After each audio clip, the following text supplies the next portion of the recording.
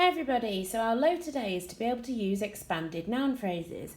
I would like you, using that picture there, to write a sentence containing an extended or an expanded noun phrase. Pause the video while you have a go at that. Doesn't matter if you don't know, this is just to get to find out what you do know already. Okay, so we've got a picture there. I would like you to write down a noun for what you can see there. Just one noun.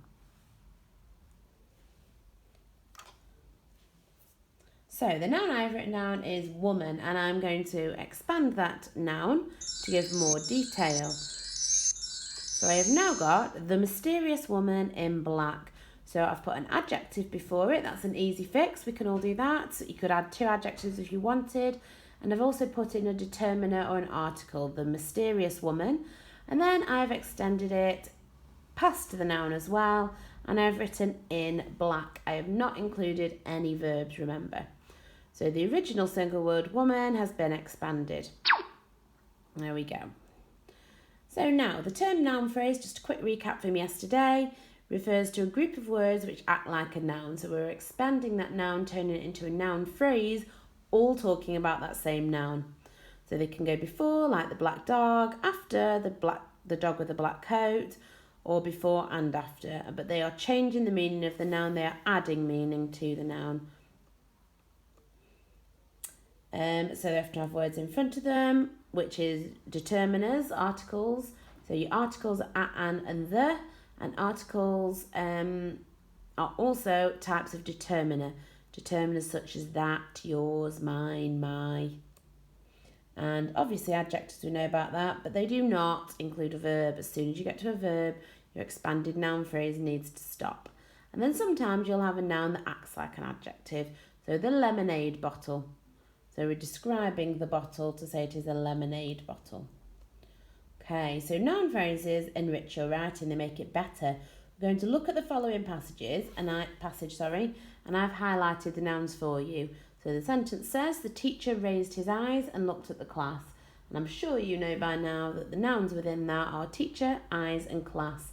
I would like you to pause the video and have a go at describing the teacher, describing the eyes, describing the class. See how you can make that sentence even better. Right, so here's one example. The stern teacher raised his cold grey eyes and looked at the noisy class. So we've described the teacher, the eyes and the class. Got another example here. The kind teacher raised his baby blue eyes and looked at the lovely class. And the third one, the anxious teacher raised his scared wide eyes and looked at the angry class. And you'll notice there we have got three expanded noun phrases. The anxious teacher, scared wide eyes, and the angry class. We've got three different ones there. Okay, this is your turn now. So you're going to use your senses now. You're going to look at this picture. It's really important you do pause the video here. And I would like you, this is a New York street in a rush hour, I would like you to write from this picture, what can you see, what can you hear, what can you feel, and what can you smell? You're going to use your senses, so just bullet point list or draw it out like I have on there, or you can do a mind map, it's totally up to you.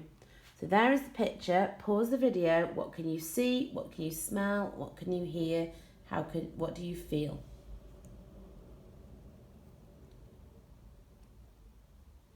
So here is my example. Once upon a time on a city street, the evening sky was getting dark and snow was falling. The streets were busy. Old men with shopping bags, couples out on dates, people going home from work. The city was full of people. So using your senses grid now, I want you to try and expand those sentences. How can you make them lots more interesting? What can be added to it? So I've talked about the streets, I've talked a little bit. Have I included smells, sounds, things like that? I would like you to have a quick go. I'd like you to pause the video for 5, maybe 7 or 8 minutes, let's say 7 or 8, to try and expand that. Okay, pause it now. Right, I hope you did well with that, I'm sure you did. How did you manage to expand it? This is the task I would like you to go and do on your own, and this is the one I would like you to send in to me. Now, this is your basic task. I would like you, it's quite tricky, you can make it as tricky as you want it to be though, to look at this picture and write a description of this setting. And it's a city at night time with all the lights coming on there. I would like you to use as many expanded noun phrases as you can. You don't need to identify them by highlighting them or anything unless you really want to. But the piece I want you to hand in is something like this, describing this scene. Use all your senses. You can do yourself a senses grid if you want, and then you can start to expand that and write it into sentences. Make it as descriptive as you can.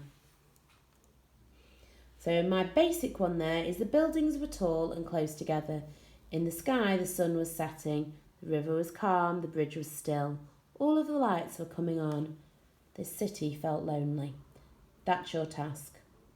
I will have also, if you feel quite confident about doing that, I've put an extension task on as well, and that's on Dojo for you to look at. And the extension task has got another city picture, and it's for you to describe it as if you are one of those buildings. If you feel confident just doing what you're doing now, I'd like you to have a go at that. If you think you can make it even harder, then have a look at the extension task on Dojo. So just explaining them here, you're going to improve the description of the city, use expanded noun phrases, use the full range of senses, use similes, use adjectives, verbs, make it really, really exciting, as many expanded noun phrases as you can. But if you're feeling super confident, you're going to describe the city pretending you are one of the skyscrapers, and in Dojo there is a model of what I mean by that, and you're going to try and make that skyscraper feel lonely or isolated using all the same kind of things. Can you also include metaphors and personification? So the task, if you feel confident doing that, is the picture I've just shown you. Improving the description of that city using all those things listed there. And if you feel super confident about being able to do an even better piece, then I would like you to write as if you are a skyscraper, and you're going to create a mood of it feeling lonely or isolated. So you're already personifying the skyscraper. And there's an example of what I mean by that in Dojo. I'm repeating myself twice now, so I hope you understand that.